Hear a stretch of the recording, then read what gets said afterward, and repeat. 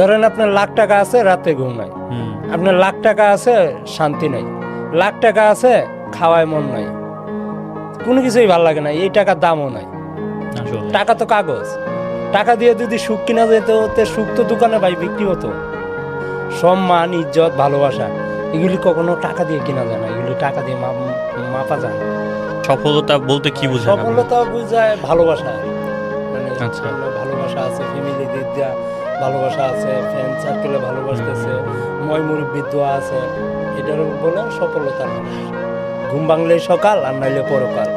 কি করে করে তোমরা ফজরের নামাজ কাজা, এমনও তো হতে পারে 2টা বাজে আমার জানা যায়।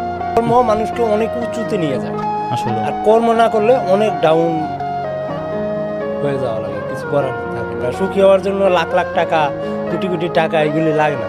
পকেটে 500 টাকা আর মন ভরা বিশ্বাস আর ভালোবাসা, স্বাধীনতা, যেটা ভালো লাগে এটা করতেছি।